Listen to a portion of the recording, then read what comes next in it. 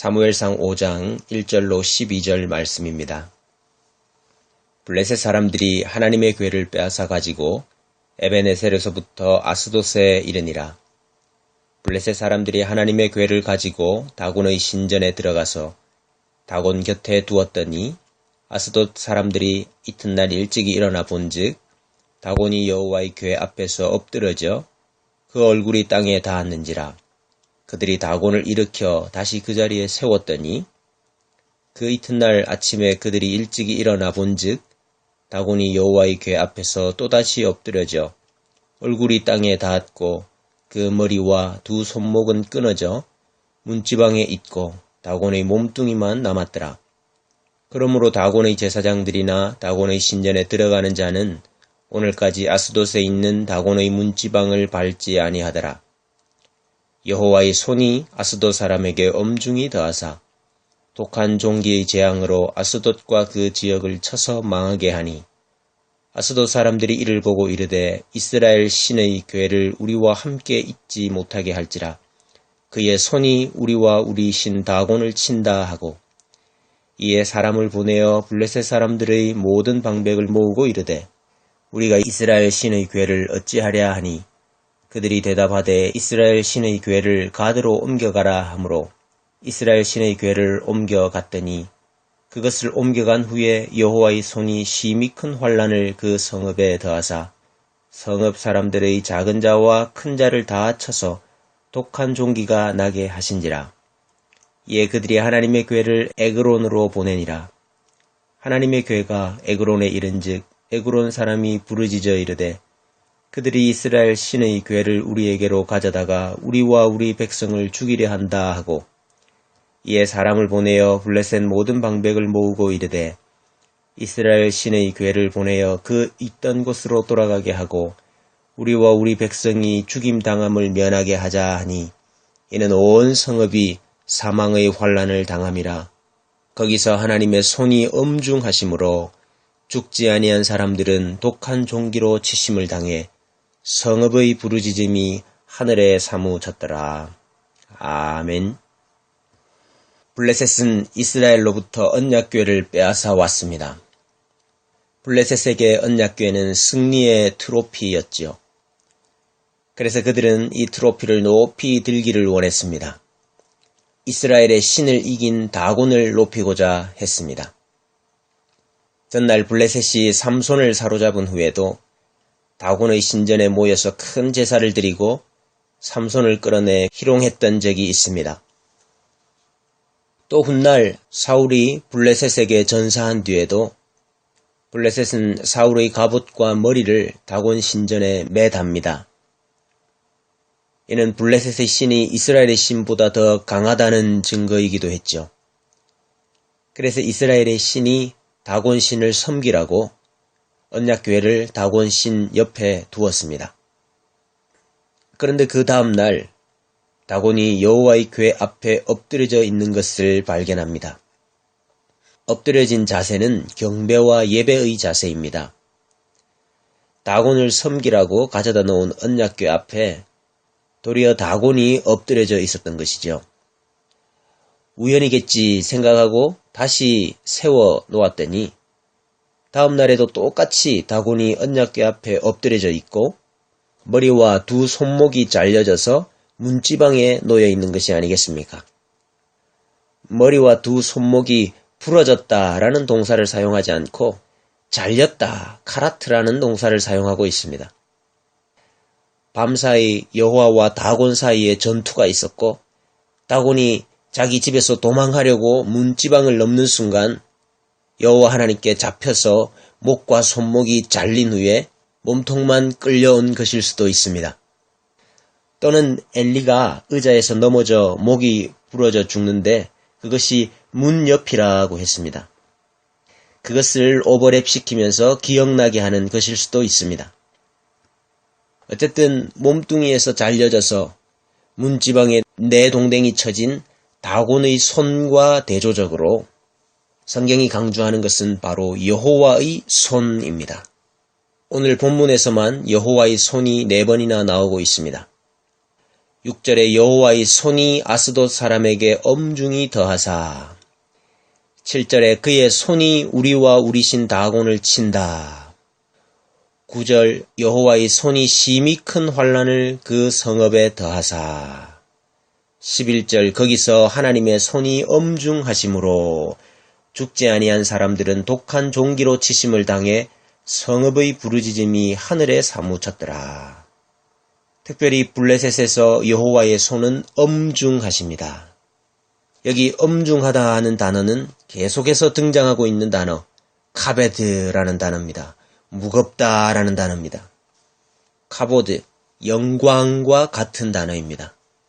여호와의 손의 무거움을 나타내셨다는 의미인데 그것은 그의 영광을 나타내셨다는 것과 동의어인 셈입니다.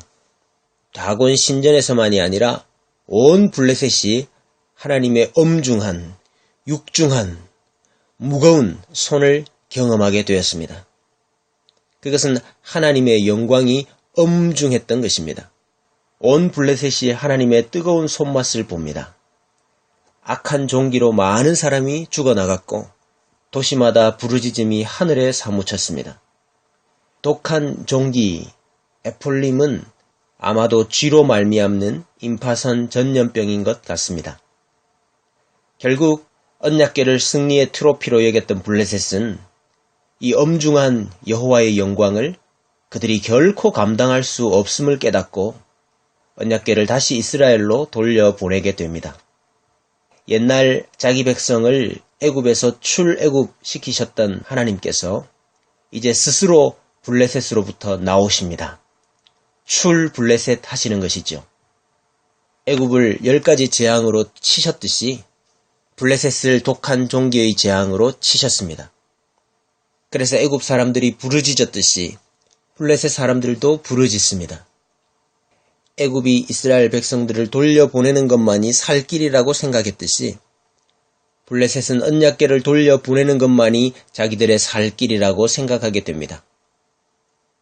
이스라엘이 애굽의 금, 은, 폐물을 가지고 나왔듯이 하나님은 블레셋으로부터 금독종과 금지와 같은 속건제물을 가지고 다시 돌아오게 됩니다.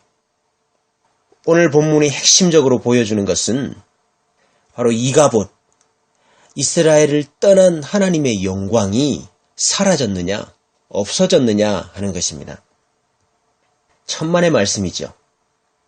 이스라엘이 하나님의 영광을 담을 수 없는 집이 되어서 하나님께서 그 집을 나오셨지만 하나님의 영광은 결코 소멸된 것이 아니라 블레셋에서도 여전히 엄중하시다 하는 것입니다.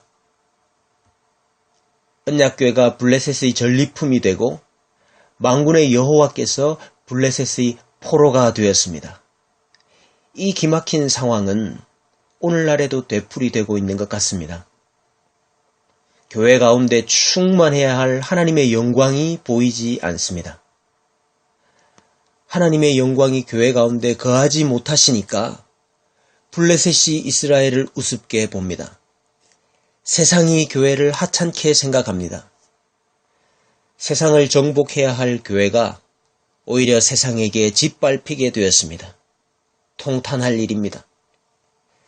그러나 그렇다고 해서 하나님의 영광이 사라져 버리는가? 하나님의 영광은 없어져 버린 것인가? 만약 하나님의 영광이 그의 백성이 잘하면 드러났다가 못하면 사라졌다가 한다면 하나님의 영광이 백성들의 잘잘못에 의해 좌우된다면 하나님의 영광은 벌써 소멸되었을 것입니다. 성경의 역사를 보십시오. 하나님 백성들의 역사를 살펴보십시오. 실패로 점철된 역사입니다. 우리가 하나님의 영광을 위해서 무엇인가를 했다고요? 천만의 말씀입니다. 죄인은 거룩하신 하나님을 담을 수 없습니다. 우리가 했던 일들은 그분의 영광을 가로막는 일이었습니다. 그러나 블레셋 가운데서도 여전히 하나님의 영광은 엄중하셨듯이 자기 백성이 하나님의 영광을 무겁게 여기지 않고 멸시한다 할지라도 하나님의 영광은 소멸되거나 중단되는 법이 없습니다. 백성들의 무너짐과 실패와 못난 역사를 뚫고 하나님의 영광의 행진은 꿋꿋이 진행됩니다. 하나님의 구속의 역사는 막힘이 없이 면면히 흐릅니다.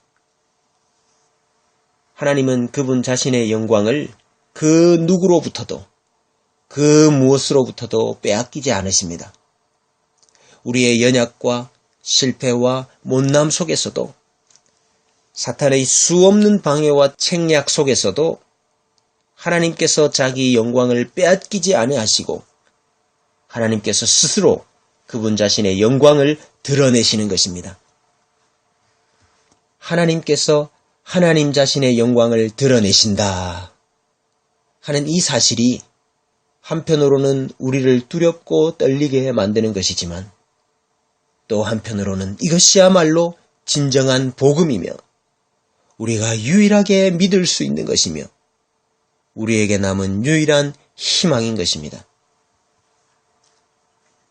이제 우리가 그 하나님 앞에 소망하는 바가 있다면 시대와 시대를 이어 면면히 흐르는 하나님의 영광의 물줄기 속에 우리의 일생도 휩쓸려 함께 흐르는 것입니다. 하나님께서 자기 영광을 드러내시는 통로와 도구로 우리의 일생이 한 조각이라도 쓰여지기를 원하는 것입니다. 하나님의 영광이 충만한 집에 기둥은 못 되더라도 하나의 장식이라도 되고픈 것입니다. 큰 집에 있는 수많은 그릇들 가운데 필요할 때가 있겠지 싶어서 버리지 않고 남겨두신 볼품없는 질그릇이라도 되고 싶은 것입니다. 티끌과 같은 인생이지만 하나님의 집 마당에 있는 흙이기를 원하고 아침에 피었다가 저녁에 마르는 꽃과 같은 인생이지만 하나님의 집 정원에서 피었다 지기를 원할 뿐인 것입니다. 하나님께서 하나님 자신의 영광을 드러내시는 그 역사에 우리가 함께 동참하기를 원하는 것입니다. 그러므로 오늘 아침 시편 90편의 모세의 기도가 우리의 기도가 되기를 원합니다. 주께서 우리의 죄악을 주 앞에 놓으시며 우리의 은밀한 죄를 주의 얼굴빛 가운데에 두셨사오니 우리의 모든 날이 주의 분노 중에 지나가며 우리의 평생이 순식간에 다하였나이다.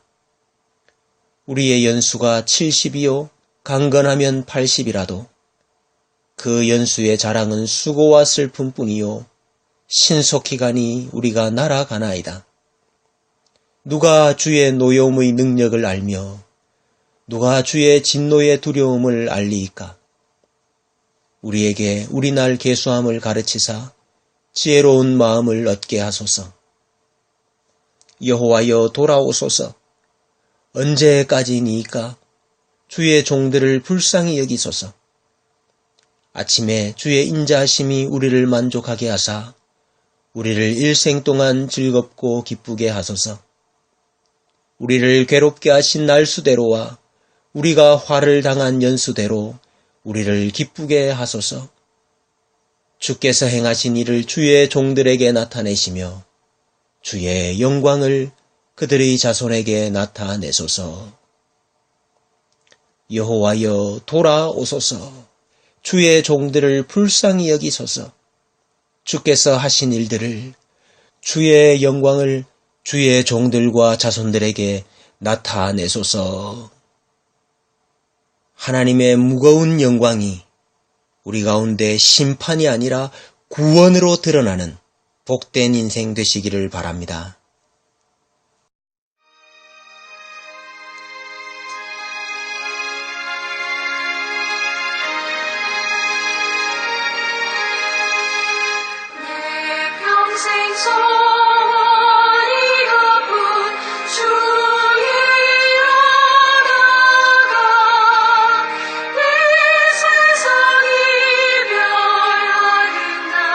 주 앞에 거리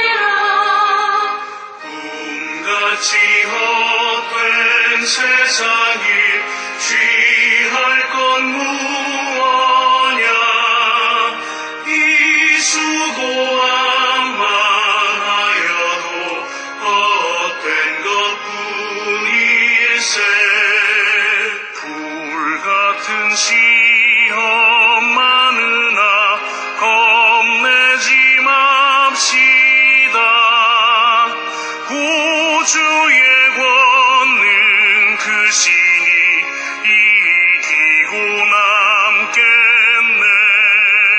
금보다 귀한 믿음은 참고를 되도다. 이 주를 믿는 사람들 다 복을 받겠네.